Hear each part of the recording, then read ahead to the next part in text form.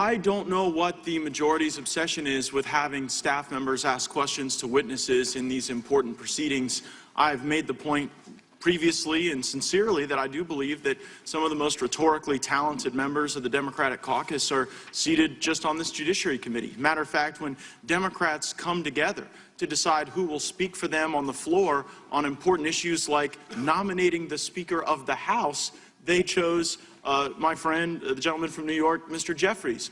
We have talented litigators, even presidential candidates who serve on, I guess former presidential candidates who serve on the Judiciary Committee, and I don't understand why this important task would be delegated to those who have not run for office, been elected, and been asked to serve on this august body. And I know, having talked to a number of my Democrat colleagues, that there is some regret over the chairman's decision to place committee staff's ability to ask questions over having the Attorney General come and testify to our committee.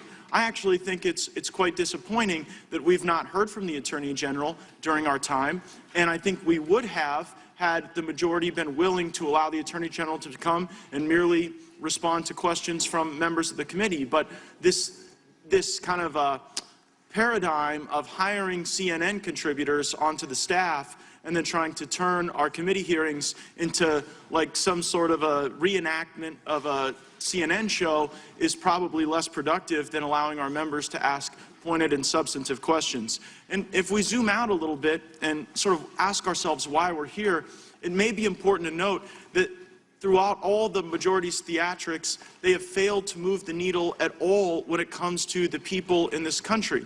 In fact, it was a Monmouth University poll on August 23rd that found that only 35% of Americans support impeachment and 59% of Americans oppose impeachment. So if we just check the scoreboard, my friends, we'll find that you're losing and you're not making up any ground, despite the fact that over and over again you try to smear the President of the United States with false accusations.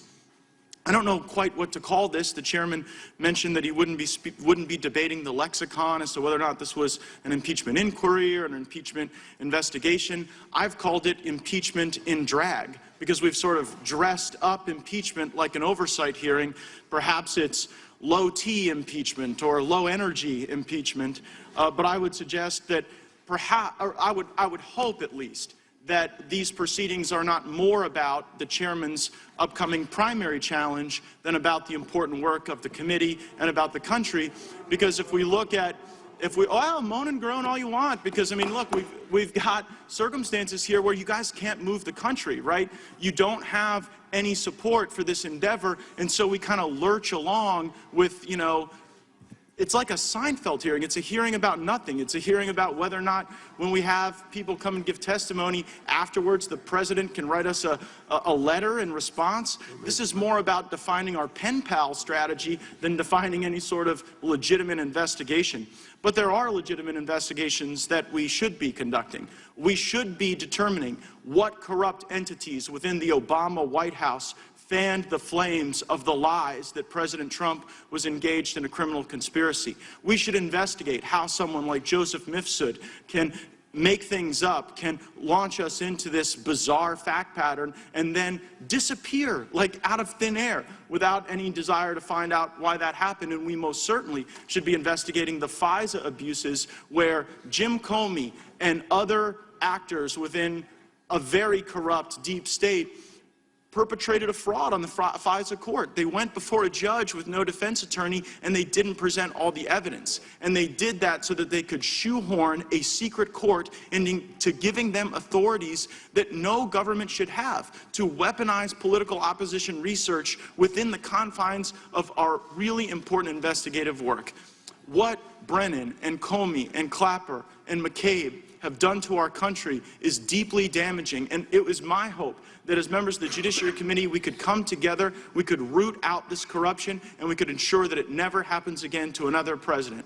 But in the meantime, can we at least adopt this amendment, and can we at least be willing to stand behind our own arguments and our own questions as members of the United States Congress and members of the Judiciary Committee? Or is it the desire of the majority to delegate and slough off this important task to members of your CNN staff? I certainly hope that's not the case, and I yield back.